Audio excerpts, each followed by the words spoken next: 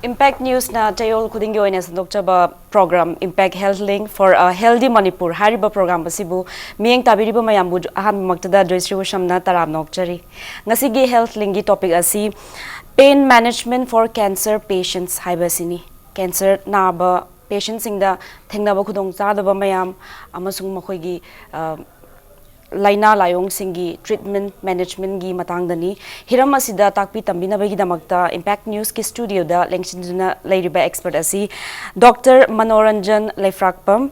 District Nodal Officer Palliative Care Unit District Hospital Chandel dagi Dr. Butaram Nokchari Dr. Ahan Mamokta da Dr. da lakchaning ba question asi cancer naba patient singda yamna toina common oina thengnaba symptoms laina layong sing asi kari no haibasigi matang da khara kupna thambiu doctor cancer hariba pot asi masidi epidemic haina khangnare adukki matik common oire aduna masi akoina chahi amada 8 million people suffer from cancer loina cancer haribasi second leading cause of death in the world heart disease amadi stroke ki matungda cancer haiba potsina khwaidagi hena mioiba samas da amang ba piba khwaidagi mioiba samas ki yeknaba mane lawba yai aduda aikhoina cancer naraba mi amadi cancer bu treatment tawriba cancer layeng iba mi sida aikhoina yamna common oina phangba laina layong sing haibadi khwaidagi common oibada ihan hanbada fatigue haibadi hakchang chokthaba aduga ani subada aikhoigi anorexia hai aikhoigi medical term da aduga masi aikhoigi chaning thakning ba poktaba aduga loina aikhoida aikhoigi khwaidagi hena chai thing pibadi aikhoigi pain natraga chaina haiba asini loina asita sunatana aikhoida mangonda mental problem lahanba loina natana aikhoigi heart problem sore honbada waba adagi oningba phawba amadi khong hamba yadaba asina chingba kidney fail oirapa asina chingba laina layong mayam ama themne masi sigi marakta khwaidagi hena manage tawbada wabadi ekoina pain sei akoina manipuri da hairagana chaina hariba asini China cancer patients things the like for example bone cancer oitardi saru sayang de chiklak toine ba doctor ko adu doctor dagi mathang da khangning baje pain haibase China haibase yam subjective ore ai isa da phoriba China ziga atopa amada phoriba China dugi degree ju tonga lambe yai adagi China zigi makha mayam ju layam dau mali aduna China or what is pain anaba haibase kari no haibase doctor na kharkup na thambi mathang da khudam oina hairabada akoina tinghang na yubda phangiba akoigi chaina masi masu akoi pain ni haitare akoina adu ta sunatna akoina accident thu ena khalasi natraga akoina kok kaire maduda akoina phangiba chaina akoida hakchang da phangiba chaina natraga chaitheng hairaga chaitheng dusu adusu pain makhal amane haitare aduna according to the International Society of Pain magi definition si pain akoina common people na khanbada di only physical component khaktang khalle tasengna makti aikoigi pain haise define tawuda yamna chawba emotional component amasu thamme adna akoina yetumna makna thindraga su aikoida mentally trauma natraga emotionally hurt tawba se masi su aikoina pain haina define tawi adna common language or chamna hairabada aikoigi pain is whatever the patient says it hurts sibuk pain ne haina aikuna thamga adi physical ogera emotional ogera mental ogera China power was it when maxi pain haina general oina akoigi International Society for Study of Pain thammi masida akoigi accident thok raga akoida hakchang sta China piraga e thok raga di pain nati haiba si ya leite adugum kashu leite ta Doctor hariba China or pain si mayam je karamaina mongda karamaina classify tawdagi habadu doctor thambi ihan hanbada akhoigi pain si classify tawda yamna broad oi masi magi akhoigi duration haibadi kayam kuina khoida nage haibadugi matungna ahum thokna thugaiba yai ihan hanbada acute pain chronic pain acute on chronic pain aduga ihan han bagi acute pain haibasidi kana gumba amda aina su haizakiba tinghang na yubuda haktang da phawrga nari bung hakki anabdo adubo khuna acute pain haina thambani aduga masigi acute pain sidi manage to ba yamna lai mase khuna icham chamna khogi market ta phangiba khogi pain killer charaga natraga some symptomatic relief khara khud mangonda piraga adum yam laina manage to ba yagani haitare adubu chronic pain hariba sidi aikoina tha ahum dagi hena aikoida anaba se akhoi natraga saithing se aikoida tha ahum dagi hena akoi gi hakchang sida leiba taragadi masibo aikoina chronic pain haina kaugani chronic pain si akoi treat tawuda yamna wai some example oina pijarabada akoi gi khwang naba haise akoi gi khwang naba se adum naraga leite ado haidi hekta phawdi yade haitare hajo adum haidi magi threshold ama adum leiraga maintain tawraga lei haita lei aduna aduta sunatna akhoi khong khut chikpa akhoi imaibel sing natraga ahlam sing yam toina thengna ba akhoi khong khut chikpa tha ahum dagi hen adum aidi khong chi khong nai arthritis kumba na ba natraga akhoi sciatica na ba haibadi masi akhoi tha ahum dagi helagadi akhoi chronic pain haina thonli loina na acute on chronic haibadi chronic pain leiriba patient da akhoi acute episode spikes of okay khangna na ba yaropado kharamu phaba man ba acute episodes yaropado aduna acute on chronic haina thamni aduga masida muk akhoi cancer pain aduga magi akhoi haurakpham gi matung inna akhoi pain se muk akhoi yamna cancer pain and non cancer pain haina khaidok pa yai adu hange khanjer man doctor da hojiki cancer nariba patient sing dan phawriba chaitheng haira chaina asiga atopa accident oigera natraga atopa laina dagi phawriba chaina asi ani gi khena baje kari leibage habase difference between cancer pain ga non cancer pain je thambiyo haige to chumnagi akhoina hojik nei nakhre haidi chumnagi pain da physical and emotional component yawe haidina adubu cancer pain hariba asidadi physical pain for example suppose lung cancer nari ba mi she khoigi ma e orakani natraga ma chak cha bangam da ba yai sor hon ba warak pe adudi magi physical aspect khaktane haitare aduga loinana cancer khoigi lungs cancer nari ba patients da mana khoigi emotionally mangonda anxiety haibadi khoigi pakhatpa aduga khoigi depression aisibu siradra cancer naraga nabasina maram oiraga simonda anxiety depression parba emotional component su yawba plus ahum subada spiritual component amasu yawgani haitare spiritual components na kamai ta bujam do spiritual component si haidi cancer hujiki cancer nariba patient se khoi mase khoigi churuk subdak thakti na lawrasi adu nunti gi churuk pu kun try na thakpa so dum tara kun thakpa so dum leiri haitare aduna moidadi cancer nadraga ma khaktang da khoina cancer nari se kai bino isoda sauba haidi isoda warauba haigadra isor sida mana khoi tabi magi answer se prayer tawraga su magi prayer se tabi di haiba spiritual component ma yam chauna yauri haitare dharma da yaning da ba kumba wakhalon je mayam auna pen da ba ishor hana thajarambadagi ishor se leite ishor nang se ai tasengna ai nangonda thajaba mangi haiba adugum wakhalon ama faraga mangonda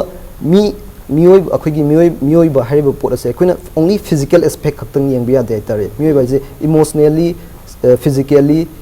spiritually in every aspect pulla kanda khoi miyoi ba ma oribna tare aduna any disturbance whether it can be at the physical level psychological level emotional level that disturbs so that disturbs is normal activity so madubu khoina khoi any deviation lakpase mas the pain room the changjalak tuina haitare aduna spiritual component sima phajana chawna yawgana haitare cancer pain sida chumnagi aina yetumna thinbagi pain sida di natraga akhoiga tinghang yubai pain sida di ingonda ma kaida wai tinghang yuri no ishori ingonda yuholi ro natraga si keshu question ka henna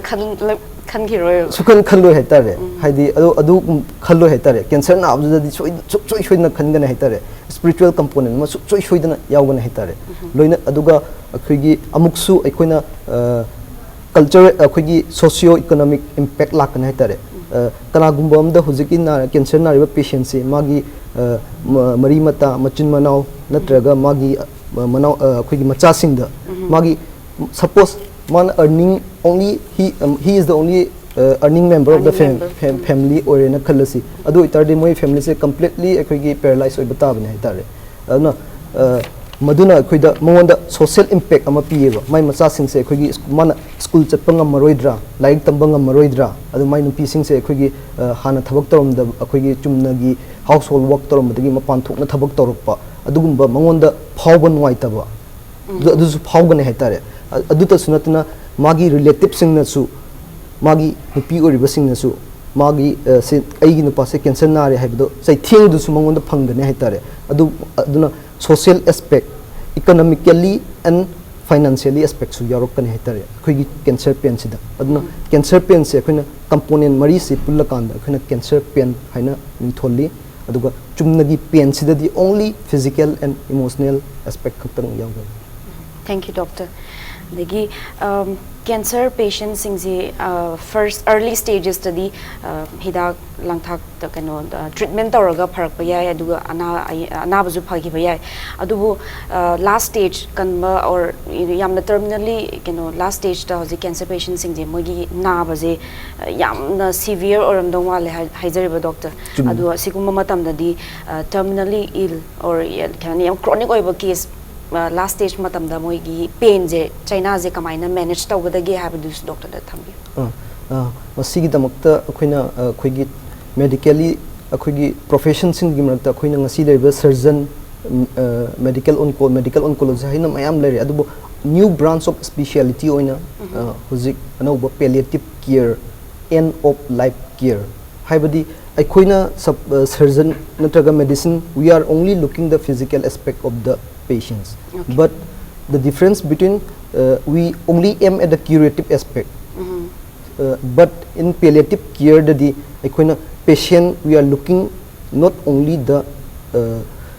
we are looking the patient as a whole. Aspect mari physical,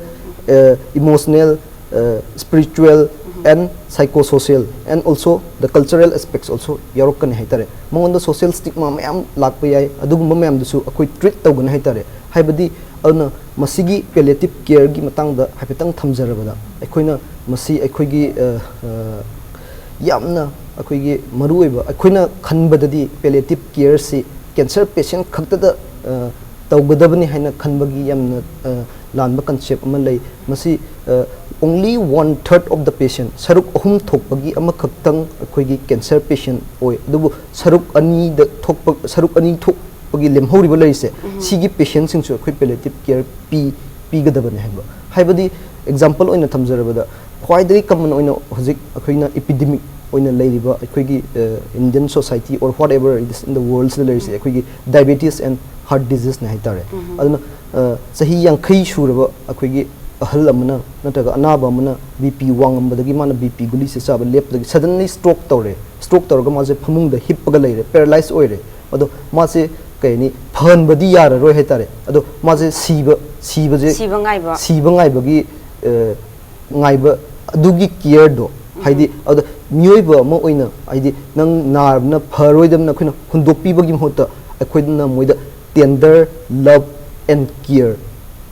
quality lemhoriba quality punsi dugi quality do phagat hanba yes exactly quality of life madu akhuna improve ta honna bhona yes you have hope haidi sigumba branch ama lei akhuna nangbu akhoi palliative care haiba akhoi subject sina nangbu care tawba piba ngamgani haibasini aduna aina sida thamjaningi badi akhuna moida akhuna khalleba mi sina haidi cancer naro natraga BP stroke toroga ingonda thuiba keno je spiritual conflict dum lei haitare masi akoi history lo budasu yamna waba haidi yamna laina akoina illicit tawba yadaba time taking oiba yamna step by step procedure sangjan gadaba process amane haijaba tare aduna masida akoigi palliative care sina akoigi tawbudori basi akoigi patient sing se akoina mase akoigi peaceful death ohen bai tare so aina thamjaning badi akoina matam amada hairammi freedom is our birthright haina ado ngasidi peaceful death free of pain is our birthright sini masini akoigi palliative care gi pandam se sini haidi aduna siba haibase natural process ama ohenba adu si khanghanba aduna aduna sigi pandam si changchalak akoigi all akoigi india da akoigi atopa akoigi project oina anauba project ni masi akoina 5 states khaktang ta akoigi sigi palliative care gi service lai ihan hanbada kerala aduga ani subada akoigi bubane akoigi Odisha Maharashtra and Assam Manipur da manga suboina Indian government na akoi national health scheme gi makhada October 2017 November 2017 da akoigi palliative program je hojagre aduna Mark Thatna doctor I'm so sorry hoziki doctor na habiri ba hozi national health mission gi makha da palliative care asigi matang da foundation course amasu ikoi dana Manipur da launch tawbre na ngarang na han pawda su tawa thengna je masigi matang da amu han kano khana nei na si doctor the matang aswai da break macha am talok jage oh thank you matang aswai da break macha am talok jage break ki matung da doctor ga amuka han na una wari sana jage palliative care for cancer patients asigi matang da break ki matungda amuka hana taram nokjari Dr. Break Mamangda Dr. Panbihi pada India da under National Health Mission state manga da palliative care sigi kano program chathari hare Manipur is na manga subo oi doine Dr. Panbi khre adu kano Manipur da hosigi foundation course kano ngarang na han da paul da su yauje khre na ina panjaki badu Dr. Palliative care sigi kano service se CP na bagi da makta Manipur da chathari ba thodang sing je asi kari kari no habdu Dr. na khara komla thambi ihan han makta da with the permission of the director, TOT, training of the trainers, group Nippon Saba, Masda, Dr. Nippon, Amadi, nurse, nurse, primary health nurse, and Yarga, Akoi, Nippon, Bangalore, the training to Bachacharui, 10 days ki training ni.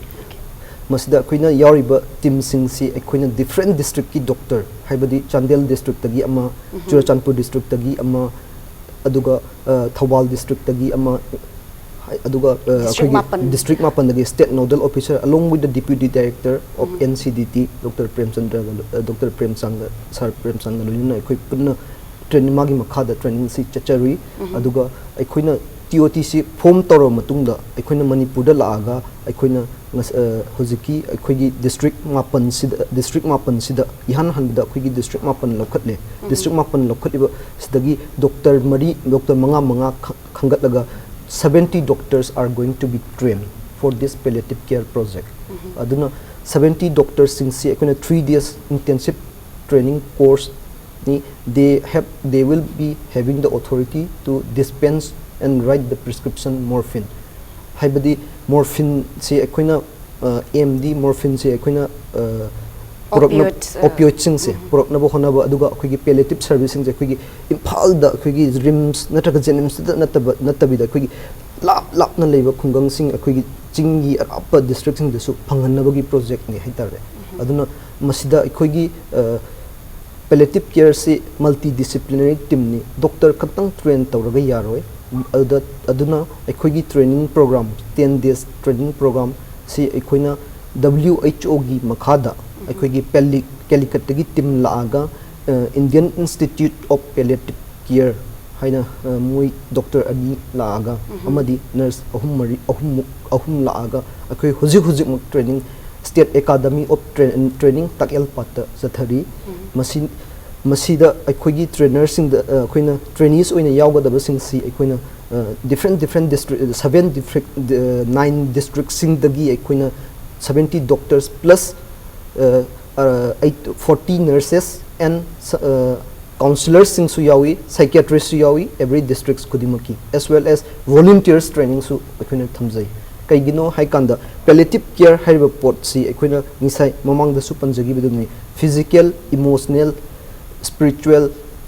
and socio-economic social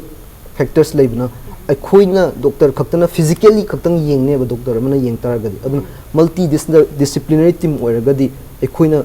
as a whole patient in a toto masi akhoi yengba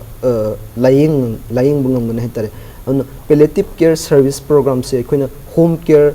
akhoi yan hanba project ki oina di district ma pansidagi amuk khwaidagi hena darkar taba cancer gi prevalence haitare khwaidagi hena yamna leiba district taret khangat charga khangat liba district sing dudi Chandel district, Churachandpur district, Senapati district, Thoubal district, Ukhrul district sing si district taret asi khangat laga ekoina palliative ward sabagi project si ekoi chathajaba hore masi aduna palliative ward along with palliative OPD on every district khudimaki district nodal officer for the palliative care unit already appointed togre director na adu loina na masida ikhoigi nurses sing su train tawraga hariba si district sing sida thamaga palliative care service in a periphery sida phanghanba sigi pandam ne khoina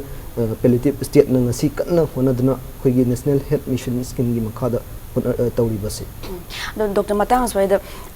Dr. Napan Bikibada hoziki chronic pain or palliative service cancer patient khatangi din nate atopa mayam patient atopa singi damakta sunena Dr. Napan Bikre ado hoziki palliative care service center simyam hangdorak matamda khara makai di ward ta dum bedridden oiba patient singi dum hospital da dum legadori bani adagi atopa na outpatient oina lak tuna prescription medicine do hidak lang thak to lawgi khudong chawa phangan gadori bane ba doctor na hairisi ado hoziki doctor na panbiki bada morphine or opiate si hidak si pizabada moi side effects kuma laigadabra natraga atopa miscreating or individual kharana si misuse to wagi chance su lairam gado mali haijariba doctor do sigi matang na kitang clarify tawi yeah masi ekoina opioid haiba pot si ekoina license ama darkar oi masi ekoina heta market ta ekoina leibasu phangde aduga any pharmacist amana leibasu yaro hetare on licensing authority drug controller of India masina control tawi as well as morphine procure ekoina launa bagi damakta narcotics and excise department dagi ayaba masu darkar oi an lauriba natraga ekoina procure tarba morphine si ekoigi for medical purpose or research purpose oigadabani an hariba morphine sing se ekoina misutilize tawdanabagi damakta ekoigi hariba only trained doctors hozik train tariba doctors nataba atoppa matana prescription se iba yaroi loina na every tablet to tablet ekoigi record ta thamgani masing thiraga thamgani aduna masi misuse tawdanabagi ekoigi chapchaba protocol semaga leisai as well as Joyshree na bigi ba ekoigi side effects of morphine laitaba nate side effects of morphine se ekoina side effects are the most common side effects of the constipation have the khong hamba yadaba se masina most common side effects of morphine ni ona morphine se chabada ekoina ekoina laxatives khong hamba da pethok naba masi piba darkar oi masi kari gumbada ekoina doctor amo oina morphine prescribe tawraga ekoina laxatives haiba tare masi pidragadi masi ekoina crime ni na khane tare so every patient who takes morphine moise constipation gi problem laigani adubu magi hidak amang se haidi magi haidi balance laigana haitare haidi if good effects as well as side effects aduna aikoina sida focus tarabadi we are using the good effects of morphine side effects not the side effects the doctor now zi panbikiba morphine kumba opiate morphine hairase sidi palliative care yamna chronic oiba patients singi damakto oire sinataba to pain je makhan mayam leina doctor na panbihibani na yetumna thin bhong na re si ju pain makhalamani aduna hakchang saru sayang chikpa or hakchang chikpa or naba khotpada even diarrhea to was ju pain makhana mani doctor aduna asi laina atopa sigi mayam sigi damakta painkillers for example SP tablets is misused away abused away do sigumba kano painkillers mayam lay ado asi kano asi misuse to buse asi kano prescription yaw da bida asi painkillers mayam cha base asi gi what are the negative impacts so kari kari like ge have do doctor na ori bada kitang samlap na kha thambi painkillers si mostly ekhuna common oina ekhuna market ta phang lebadi non steroidal anti inflammatory drugs example oina panjarabada diclofenac amadi ibuprofen si yamna common oina siznai diclofenac si ekhuna yam queen lisang sin charagadi ekhigi gastric ulcer natraga ekhigi gastric ulcer do henjalaga ekhigi ulcer se ekhigi ekhigi chakhau se hobobok yai heba hobobok thengna sai hetare loina na ekhigi kidney problem chronic kidney disease thon yamna lay painkiller yam sabasna on renal failure thon ba on renal dialysis taw kidney transplant taw yamna akhoi gi clinical practice ta yam thing zare tare samna har kan da akhoi chamcham na imaibel akhoi gi kaisu khangjada ba imaibel bazar da dukan pham akhoi gi nungwi pot yon laga hinjaba imaibel doctor da chatlaga layeng bangam paisa di lejada ba on pharmacy da chatlaga khwang na bi hidam ki da pibi on targa mal se saaba hawre na khalla sai tare ana madu chadra gadi ma na dan lai reba ana ma di khang da bani na adum isang sit na chahi haidi chahi ani ahum sit na chara kansta mon kuira kan da cumulative dose akhigi yam henzala kansta ma se akhigi kidney failure lakpa gastritis lakpa sina most common oina misuse tawbada gi theng se ana any painkiller akhina sizna ba matam da akhina doctor gi prescription yawdana sizna bigano aduna consult a doctor if you are want to use a painkiller WHO step ladder of pain management haina su lay masi ekuna heta masi narga painkiller amai ta kap kadam ne haibu su leite every condition every anaba khudimaki ton ba painkiller lay doctor get by sauduna painkiller system se masi in aran mani na thamsani. Thank you so much, Doctor. Doctor na akhoi Impact News ki studio da lenction bidna pain gi matang da de cancer patients gi pain je kamaina manage atawani adagi palliative care gi matang yam kupna naina bikre sigi da mukta doctor bu thagat chaba phongdok chari yam noi jare. Thank you so much. Thank you. Nasigi di Impact News na sanok chaba program Impact Health Lingi topic asi program asi matang aswai da loshilakle mathangi episode ta atopa laina amagi matang da Dr. Anawba ma pujaduna lakchage hairaga ngasigi episode asi matang aswai da losinjarage. Thank you.